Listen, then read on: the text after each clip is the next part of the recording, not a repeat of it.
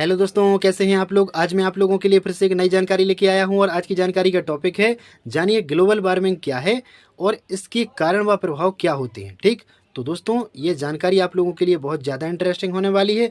बस इसमें आगे बढ़ने से पहले आप लोगों से एक छोटी सी रिक्वेस्ट है कि आप लोग हमारा यह चैनल जरूर सब्सक्राइब कर लेना, क्योंकि यहाँ पर आपको शायरियाँ, संदेश, मोटिवेशनल वीडियो, महत्वपूर्ण जानकारियाँ और आपके मन में आने वाले कई प्रकार के प्रश्नों के जवाब मिलते रहेंगे। ठीक है ना।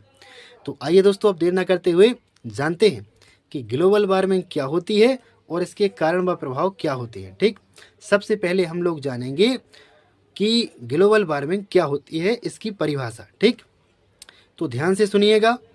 ग्लोबल वार्मिंग पृथ्वी के औसत तापमान में धीरे धीरे वृद्धि का होना ग्लोबल वार्मिंग कहलाता है। ठीक है ना। पृथ्वी के औसत तापमान में धीरे धीरे वृद्धि का होना ग्लोबल वार्मिंग कहलाता है। यह मुख्य रूप से ग्रीन हाउस गैसों की अधिकता के कारण होता है। ठीक, कई लोग इसमें कंफ्यूज हो जाते हैं कि ग्रीन हाउस प्रभाव और ग्लोबल वार्मिंग एक ही है क्या। नहीं, ग्रीन हाउस इसका कारण है, यानी कि ग्रीन हाउस प्रभाव जो होता है वो इसका कारण है और ग्लोबल वार्मिंग इसका परिणाम है। ठीक, अब हम लोग जानेंगे कि ग्रीन हाउस प्रभाव बढ़ने के कारण ही ग्लोबल वार्मिंग होती है क्या। जी हाँ, इसका उत्तर बिल्कुल यही है। ग्रीन हाउस प्रभाव बढ़ने के कारण ही ग्लोबल वार्मिंग होती है।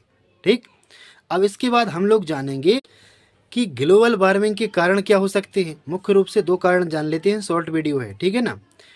तो पेट्रोल, डीजल जैसी चीज़ों को जलाने से CO2 गैस बढ़ती है। ठीक है ना। इसके साथ साथ वनों की कटाई भी इसका एक प्रमुख कारण है। ठीक है ना, ग्लोबल वार्मिंग का।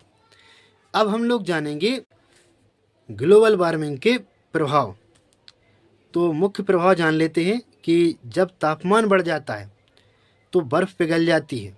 ठीक है ना, जिससे समुद्र का स्तर बढ़ जाता है और कहीं तूफान, कहीं बाढ़ और कहीं संतुलन बिगड़ने की स्थिति बन जाती है। ठीक है ना।